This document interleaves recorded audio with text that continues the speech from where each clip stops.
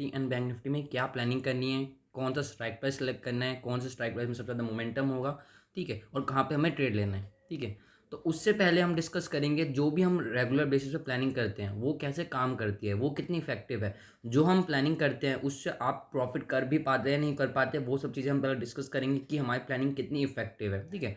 उसके बाद हम नेक्स्ट डे की प्लानिंग करेंगे। तो सबसे पहले हम आज का डिस्कस करते हैं, हमने कल क्या प्लानिंग करी थी और आज मार्केट ने कैसा करा, उसके अकॉर्डिंग कितना बिहेव करा मार्केट ने।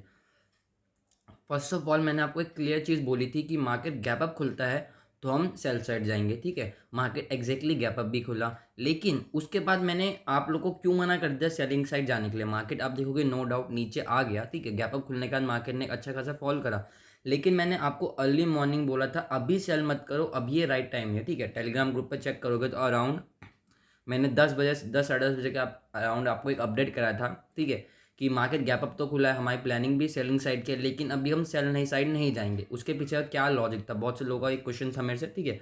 तो उसका आंसर आपको अभी आपको मिल जाएगा, ठीक है। तो आप ये सब चीज़ जाके टेलीग्राम ग्रुप ज्वाइन कर सकते हो, नीचे लिंक है, तो आपको इस टाइप के अपडेट्स मिल जाएंगे डेली बेसिस पे, ठीक है। तो मार्केट गैप अप खुलता है, लेकिन उसके बाद भी मैं सेलिंग साइड क्यों नहीं जाता। उसका फर्स्ट रीज़न देखो, जो आपको ये चीज़ समझनी पड़ेगी, मार्केट इंडिकेटर पर नहीं चलता, ठीक है। मार्केट कोई RSI मूविंग एवरेज वगैरह पे नहीं चलता, मार्केट चलता है साइकोलॉजी पे, ठीक है। तो मेरी जो साइकोलॉजी क्या थी कि early morning means first half में लाइक 12:30 1:30 तक मार्केट फॉल नहीं करेगा, मार्केट टाइम पास करेगा।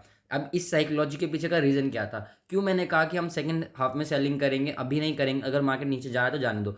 सिंपल सा लॉजिक है। आज कौन सा डे है, एक्सपायरी डे है, ठीक है। तो एक चीज़ बताओ, एक्सपायरी में अगर आप लोगों को अगर 1 मंथ का एक्सपीरियंस है, 6 मंथ का एक्सपीरियंस है, या 1 ईयर का एक्सपीरियंस है, किसी को ज़्यादा भी हो सकता है, अगर आप लोगों ने आज तक जितनी भी एक्सपायरी ट्रेड करा है, ठीक है, तो आप नीचे कमेंट करके बताओ कौन से आपको फर्स्ट हाफ में मोमेंटम देखने को मिलता है, सेकंड हाफ में, ठीक है। तो आप नीचे कमेंट करके बता सकते हो कि कौन से हाफ में आपको मोमेंटम देखने को मिल सकता है। आपके कमेंट से औरों को भी सीखने को मिलेगा, ठीक है। तो उसका आंसर सिंपल सा है कि हमें सेकेंड हाफ में एक अच्छा खासा मोमेंटम देखने को मिलता है मार्केट में, ठीक है।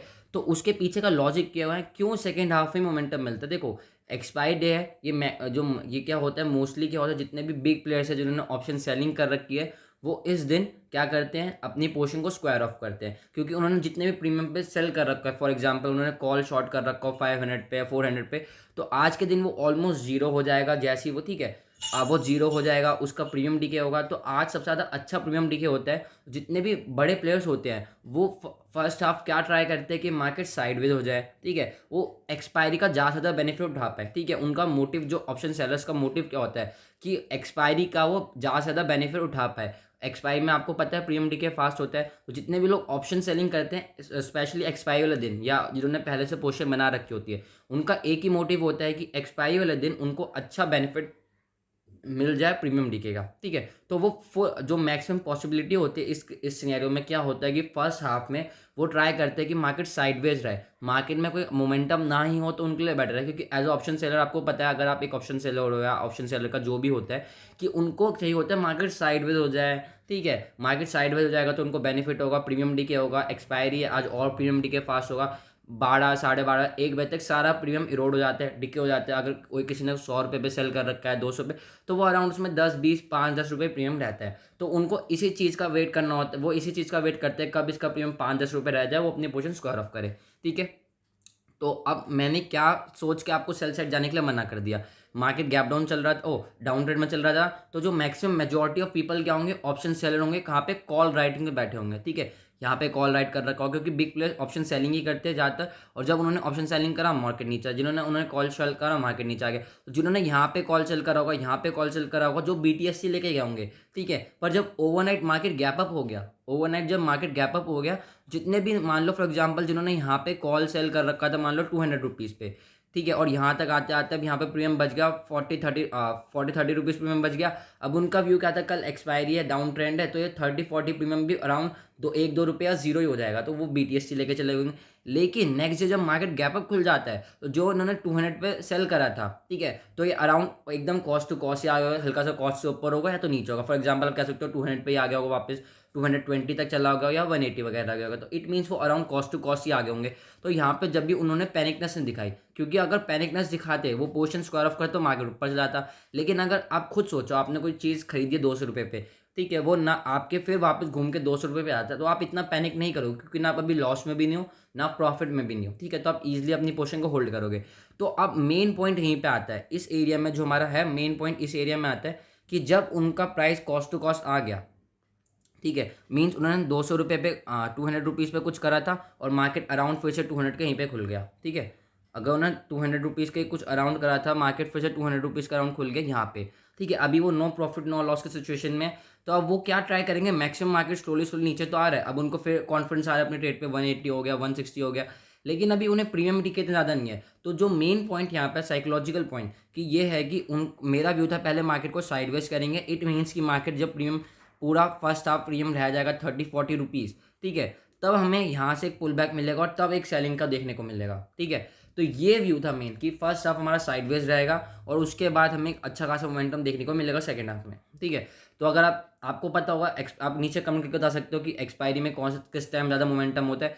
ये जो मोमेंटम है, जो आज मोमेंटम आया कि एक्सपायरी वाले दिन मार्केट डायरेक्टली ट्रेंडिंग हो, थोड़ा सा छोटे छोटे पुल बैक में डाउन आ गया, ठीक है, ये चीज़ होती है 10 में से सिर्फ 8 बार, ठीक है। ये कितनी बार होगी, ओ सॉरी, ये कितनी टाइम्स होगा, सिर्फ ये होगा 2 टाइम्स 10, हाँ 2 बार होगा 10 में से, ठीक है। और मैक्सिमम टाइम क्या होता है, मार्केट एक्सपायर वाले दिन पहले साइडवेज रहता है और फिर डाउन ट्रेंड आता है। और मैं ये नहीं कह रहा कि मेरी बात पे यकीन करो, आप जाओ प्रीवियसली बैकडाटा टेस्ट करो, इस मंथ की सारी एक्सपायरी चेक करो, प्रीवियस मंथ की चेक करो, लास्ट 4 5 6 10 1 ईयर की एक्सपायरी चेक करो कि किस दिन मार्केट ट्रेंडिंग हो जाता है फर्स्ट हाफ में और किस दिन में लास्ट सेकंड हाफ में ट्रेंडिंग होता है। देखो दो प्रोबेबिलिटी हो सकती है मार्केट में।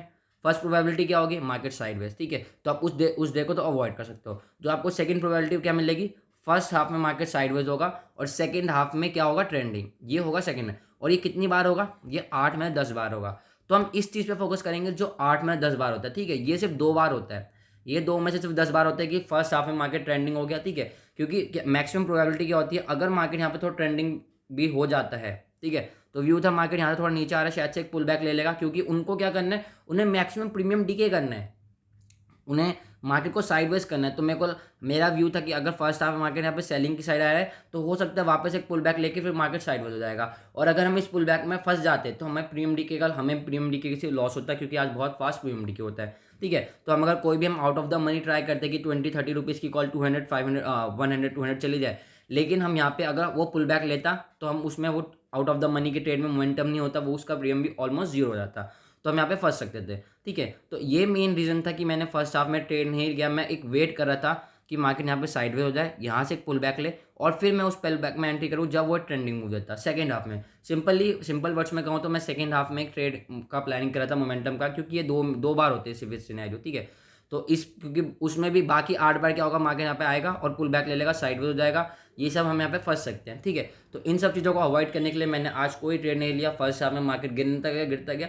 अब मार्केट से थोड़ा व्यू था कि एनालिसिस ये था कि मार्केट ऊपर आएगा तो हम सेल साइड चले जाएंगे, पर ठीक है, ऐसा कुछ नहीं हुआ। और लास्ट में भी देखोगे तो मार्केट इस एरिया मार्केट साइडवेज ही हो गया, ठीक है। यहाँ से स्लो फॉल करा, उसके बाद मार्केट ने फॉल करा है, नो डाउट थोड़ा मोमेंटम करा है मार्केट ने, पर उतना खास मोमेंटम नहीं दिखा जितना खास अगर हमने, आप देखो तो कल हमने जो कैप्चर करा था, हमने मोमेंटम कल कैप्चर करा था, ठीक है।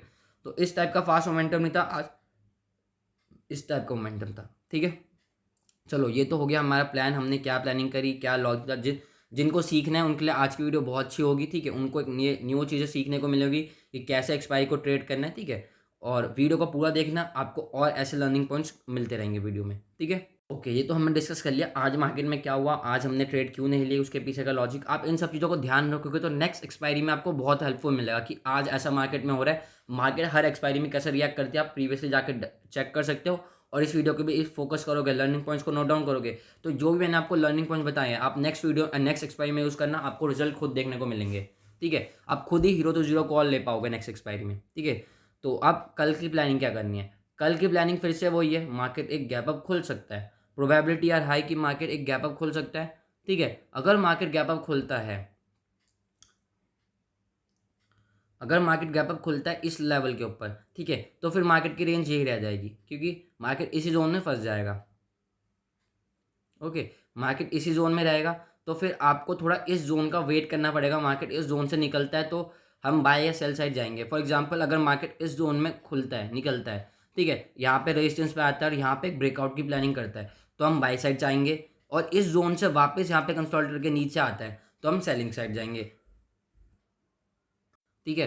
तो ये हो गया हमारा गैप अप की प्लानिंग। गैप अप खुल के इस लेवल पर टाइम स्पेंड करता है, हम बाय साइड जाएंगे। इस लेवल पर टाइम स्पेंड करके नीचे को ब्रेक डाउन करता है, हम सेलिंग साइड आ जाएंगे क्योंकि हमारा डाउन ट्रेंड है, ठीक है। तो बेस्ट ट्रेड कौन सी होगी, ये अगर मार्केट यहाँ से टाइम गैप अप करके वापस से नीचे आता है, ठीक है। हर बार मार्केट यही चीज़ कर रहा है, आप देखो प्रीवियसली डे भी मार्केट ने करा गैप अप, ओ सॉरी आज मार्केट ने क्या करा, गैप अप करा, डाउन साइड आ गया। इससे पहले क्या करा मार्केट ने, गैप अप करा, डाउन साइड आ गया। और गैप डाउन कर रहा है तो क्या हो रहा है, गैप डाउन करता है, ऊपर जाता है, फिर नीचे आता है, ठीक है। तो एक प्रोबेबिलिटी अगर मार्केट गैप अप करता है तो फिर एक वापस इस लेवल के नीचे आप सेल कर सकते हो, अगर मार्केट गैप अप करके इस लेवल। और एक रन अवे गैप मैंने आपको बताया मैक्सिमम टाइम फेल, ठीक है, मैक्सिमम टाइम काम नहीं करते। अगर मार्केट इस रेजिस्टेंस का काम करेगा, इसको डायरेक्टली गैप अप करके ब्रेक करते तो वापस से नीचे आ जाएगा, ठीक है। तो हम, और डाउन ट्रेंड है तो हम सेल साइड जा सकते हैं।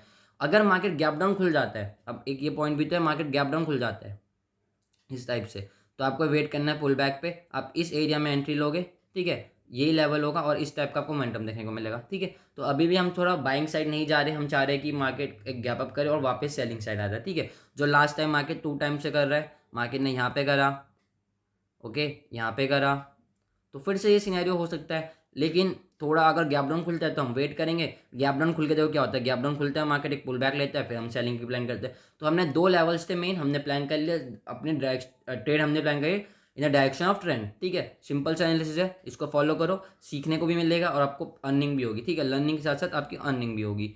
अब सेम निफ्टी में भी देख लेते क्या चीज़ है, ओके। तो निफ्टी में भी अभी निफ्टी का चार्ट थोड़ा अवॉइड करो, ठीक है। अभी बैंक निफ्टी पे ज़्यादा फोकस करो, बैंक निफ्टी का चार्ट थोड़ा क्लियर है, जिसका चार्ट आपको क्लियर लगे, जिसका चार्ट आपको इजीली समझ आए, उसमें ट्रेड लो, ठीक है। तो अभी आप कल फोकस करना बैंक निफ्टी पे ज़्यादा।